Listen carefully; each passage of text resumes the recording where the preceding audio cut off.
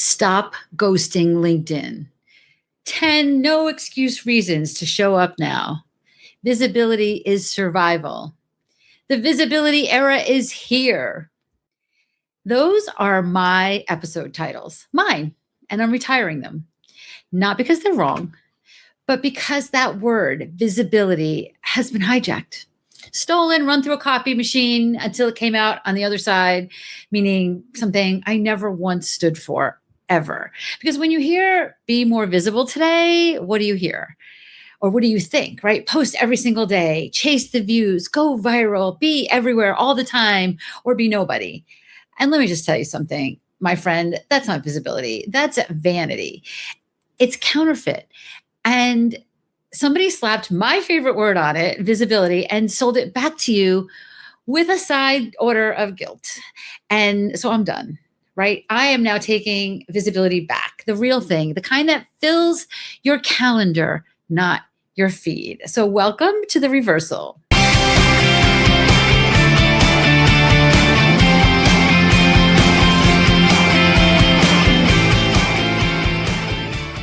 Welcome back to the Good Girls Get Rich podcast. I'm Karen Yankovich, your host. And, I'm talking here. I want to talk about the real enemy here, right? It's not visibility. Visibility is not the enemy. It's vanity visibility. The loud, the daily posting, dance for the camera, chase the like circus that this industry's been selling you. Okay, I have never cared how seen you are. I care how booked you are. And the visibility that I want you to create helps create magnetic marketing, right? If people hear a topic, I want them to think your name. People hear LinkedIn for Women, I want them to think Karen Yankovich, okay? And my visibility stands for that. What I care about is how booked you are. That's the only number that's ever mattered on this show. And I've said that 1,000 times. I said it on an interview this morning for someone else's show. The only number I care about is how many calls are on your calendar. It doesn't mean I want you to have 1 million calls on your calendar either. It means that I want you to have a few strategic calls on your calendar every week that can move the needle for your income. I want there to be more wealthy women in the world. And to do that, we have to show up like experts, and experts are seen. That's the visibility I'm talking about. So if you're posting your heart out and your calendar's still empty, right? It's not a you problem. You've been sold the fake version of visibility. And today I'm going to hand you the real one. Okay, so I just so you know, I kind of have committed right here, right now, Jersey style, to be saying the truer thing, even if it feels a little uncomfortable. And I'm going to talk about the words that I believe actually matter, right? But before I give you the real thing, I want to set the record straight on what I have and have not been saying all these years. This is episode 377. So we've been talking about this a lot. So let me clear that up right now. All right. So let me set the record straight, because I built my entire business on this word visibility, right? And I'm not about to let it get watered down now on my watch. Here's what I've never said. I've never told you the goal was to be seen. I don't care about your likes. I genuinely don't care about your views. These are vanity numbers, my friend, and they feel good, but they pay you nothing, right? Where's the paycheck from how many views you have on a post? I've been saying that on this show for years. The only scoreboard I've ever cared about is calls on your calendar. That's it. Podcast interviews you've had, media opportunities you've had, client calls, opportunity calls, sales calls, whatever you want to call them, right? Is the prize. That's it. That's the whole game, right? And here's the thing that gets my jersey up a little bit. And this is one of the reasons why I love this strategy so much. LinkedIn is the lazy entrepreneur's dream. And I mean that as the highest compliment that I can possibly give a platform. Because the algorithm has never, not one time, rewarded you for posting 5 times a day and living inside the app like it's a part-time job, right? A few intentional posts a week have always been plenty on LinkedIn. I've been saying that, right? I've been saying you don't have to hustle yourself into the ground to win here since before that was a cute thing to say on a podcast. So I think you can go back 250 episodes, and I was probably calling myself the anti-Gary Vaynerchuk. I love Gary Vaynerchuk, but he's all about the hustle. I'm all about the anti-hustle, right? So let me be crystal clear. I did not change my views about visibility. I'm defending it because somewhere along the way, the word got turned into a circus. And, again, post daily, go viral, jump on this trend, be everywhere, be invisible. And every brilliant woman I know looked at all the noise and thought the same quiet, terrible thought, which is, I'm not doing enough. I'm not enough. My friend, no, no, no, no. You are doing plenty. You're just doing the fake version if you're doing too much of that, right? You were handed a counterfeit bill with my favorite word stamped on it, right? That made you feel like a failure because you didn't enjoy the hamster wheel. I don't enjoy the hamster wheel, right? So I'm done letting like that knock off wear on the word visibility, that loud, frantic, everywhere version of visibility, because it's the exact opposite of the thing that actually fills your calendar. It gets you seen, it does not get you hired, right? And there's so much difference between these two things. And that's what we're going to talk about for the rest of this episode. So that's me setting the record straight here. I'm not walking away from visibility. I'm taking it back from the people who turned it into a vanity contest. So let me just tell you a little bit about like where the fake version falls apart. Because once you see this, you can't unsee this. And I like to call this like the crack. If being seen were the actual win, every woman who went viral would have $1 million or $10 million in the bank in a full calendar. They don't. Right? Plenty of women are seen constantly and booked never. You know these people. We've heard about these people lately. These coaches and consultants that are out there all over the place and they're broke, right? Being seen was not the bottleneck. It was just the easiest thing to measure and the easiest thing to sell you. The real bottleneck is what happens after the eyeballs land, right? And vanity visibility falls into it in two specific ways. So the first way is, and this has happened to me personally and to many of my clients, right? You're forgettable.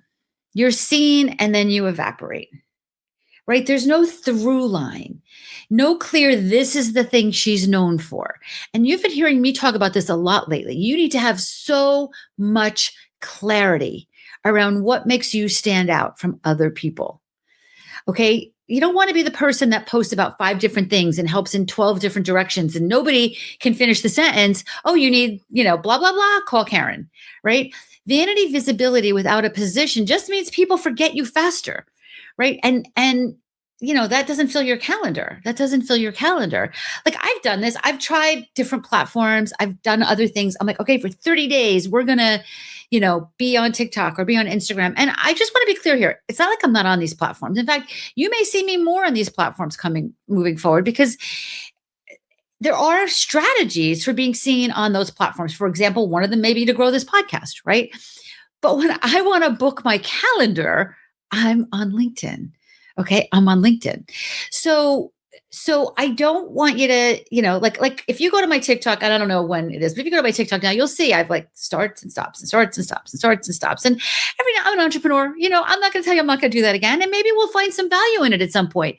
That may actually happen sooner than you think. And I would love for that to happen, right? I want these platforms to bring me opportunities. But if you don't find the place and you're consistent with it, it's just going to fall through the crack. For another example, like Instagram, I really do love Instagram. I spend a lot of time there. It's an enjoyable place for me. And when I do Instagram stories, often I like call my team and I'm like, okay, let's look at see who these stories. Let's look at together who saw these stories. My sister, my mom, my college roommate, my friends, my neighbors, right? And a couple of potential clients sprinkled in. And then I stopped doing them. And then, because to me, I'm forgettable there and I don't want to be forgettable. I want to put my energy into where I can be remembered and the visibility that's going to bring me opportunities.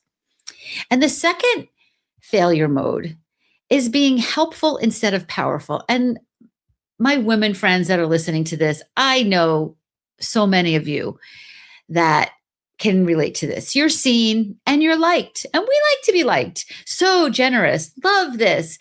Karen's amazing. She gives all this free advice all day long. You give all this free advice. And then the same people that say that go hire the woman who position themselves as the authority because people want to hire the people that are best in the business. I say this all the time when people write testimonials. I love your testimonials. I love your testimonials that say, I love you, Karen. But you know what I love even better? I love your testimonials that say, I listen to Karen's podcast and I landed my first high ticket, my first $10,000 client within a week. Like that is that's what an authority does. Okay. And that's what you need to be looking for as the authority that people hire, not the nice person that everybody likes. When I talk about good girls get rich, I'm not saying I just want you to be a good girl and go out there and do all the good things for people. I want you to do what you're good at and stay in that clarity filled lane so that you can make a lot of money there. Okay. Being endlessly helpful does not earn you the right to be paid. It just makes you the free resource that everybody loves and nobody books. And my friends, I've talked about this on the show before. That's the good girl tax. That's the good girl tax. That's the where we're not earning the kind of money we need to earn because we are being too generous. And listen, I'd like you to think that I'm generous. This podcast every week is free, right? But you can't be generous without authority. You have to build authority. Okay. Women get socialized into both of these failure modes, right? We get socialized into being seen and not heard, right? We get socialized into being generous and helpful.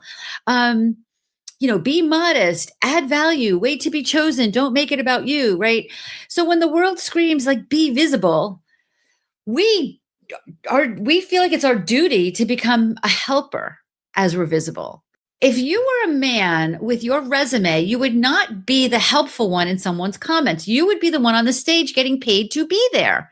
That's what I want for you. You did not fail at visibility. You nailed the fake version, right? And again, that's not a you problem. That's a you got sold a knockoff problem. And the receipts are your empty calendar. Vanity visibility gets you seen. Real visibility gets you booked. So the only question that matters in this whole era here is, are the things that you're doing right now actually putting calls on your calendar, or are they putting more likes on your feed? Okay, so let's reframe this a little bit. Okay, I want to talk a little bit about what I mean by visibility that puts calls on your calendar, and I want to give you something concrete. Okay, I don't want to just tell you what your problem is, right? I want to give you something that you can take with you from here. So we're going to take you from being seen to being booked. Again, clarity, being known for one specific thing, positioned as the authority instead of the helper, right? Like this is what will change everything for you. You guys, my Italian's coming out in this. My hands are, if you're watching this on the video, you can see my hands are flying around. Gets me, I get excited when I talk about this stuff, right? I want you to be showing up in the rooms that actually have opportunity for you. Not everywhere, not all the time, and not for everyone. I can think of, I was just talking about this earlier today to somebody. A couple of years ago, I was booked to do a talk. A couple of years ago, you know when this is now, it was in 2020 because it was during the pandemic. I was booked to do a talk in person on LinkedIn for a local business community in New Jersey, a local business media publication. And it was good. I was excited about it. It was going to be, I love doing that kind of stuff. Right. But then, the world shut down and we had discussions about doing it virtually. So I did it virtually. And instead of being in front of a room of 50 or 100 people, I ended up being virtually in front of thousands of people. And let me tell you something, that was not a room that really held opportunity. I will say that it was profitable for me. It was profitable for me, but the opportunity costs that I lost by the insane amount of follow-up work I did on people that were never going to be my right fit clients was measurable, was palpable, right? Exciting. And it swamped me. And where it swamped me, there was a huge opportunity cost for me there. So I'm not really looking now when I think about being seen, I think about visibility, I'm really looking for the room. I would have been better off in that room of 50 to 100 people in hindsight. Who knew, right? I know. That's why I'm teaching you this now, right? So let's talk a little bit about the LinkedIn loop. And I've talked about this before on the show. The real visibility is one move inside this LinkedIn loop, but the loop ends on a call, right? Vanity visibility just runs that move on repeat and never closes the loop, right? So the full loop really is be seen drive people to something that allows them to understand what you're truly known for, right? And then quickly move that to an opportunity call, and then decide yes or no, there's an opportunity to move forward, and then but continue showing up on LinkedIn, because even if today's not that opportunity time, tomorrow might be, right? Or next month or next year. So you want to make sure that when you're creating your posting like your strategy, your visibility strategy, that it doesn't end with being seen on the platform. It takes you from being seen on looks like. Okay. Another thing I want you to think about as you're reframing this visibility, the word visibility in your head, is this lazy entrepreneur thing that I love about LinkedIn. Real visibility is less posting, but done with intention, right? The power is in the content, the depth, the clarity, the edit, then the repeat, and then the pause, right? And the conversations around all of that, not the volume. Jumping, like if you're posting 3 or 4 times a week on LinkedIn and then jumping into conversations in the meantime, there's you're going to be reaching out to me in a week and saying, why don't I do this sooner? Right? It's not about the volume of posts. It's never been about the volume of posts on LinkedIn. And listen, I am not one to say, and here's exactly what the algorithm shows right now. The algorithm, there are people smarter than me, God bless them, that do algorithm, that track algorithms, and I read them because I want to know about them. But as soon as they publish it, LinkedIn can change that algorithm, right? So when I say that LinkedIn's algorithm favors a few times a week, I'm saying that because that's a historical fact, right? Historically, over the years, I don't ever remember there being a time where anybody published a LinkedIn algorithm report that said post 3 times a day. Historically, LinkedIn has always been about less posting and more relationship building. Less posting, more relationship building, not volume, depth. And let's just talk about this again, because it's important to talk about when we're looking at that reframe, right? How you reframe your visibility. Let's abolish the good girl tax, being endlessly helpful, right? As the tax that you officially stop paying in this next era of your business. We can be helpful. We just can't be endlessly helpful. All right. You can find way, like you do. I don't know about you, but I don't have a big red cross on the front of my building. I am a for-profit business. I give so much. I give so much. I really do. And I will continue to do that. But I have boundaries, and I am so mindful of that good girl tax. I am not interested in paying that good girl tax anymore. So let me give you some concrete shifts here. Okay. I want you to go from post more to being known for one thing. If your audience can't finish, she's the person you call when you don't have a visibility problem. You have a positioning gap, right? And positioning is what books the call. Okay, so think about this. From post more to being known for one thing. If that's the homework you're going to do, you need to be able to finish this sentence. What I call Karen when I need a speaker on, or I need an answer about. Can you answer that for yourself very specifically? The second shift, I want you to go from being generous everywhere to being specific and letting people pay for that depth. Warm and free on the surface, premium at the depth. You can be kind and paid. They're not enemies, right? They're not enemies. In fact, if you go to my LinkedIn profile right now, LinkedIn Premium now allows you underneath your headline, you're allowed to have a specific link, and you can go right there, right here, right now, and book a paid 15-minute call with me. Anytime you want, as many as you want. Pick my brain to death. And there's how you do that. Okay. Most people are willing to pay to do that. And if you're not willing to pay to do that, then by all means, listen to my podcast, watch all my YouTube videos, right?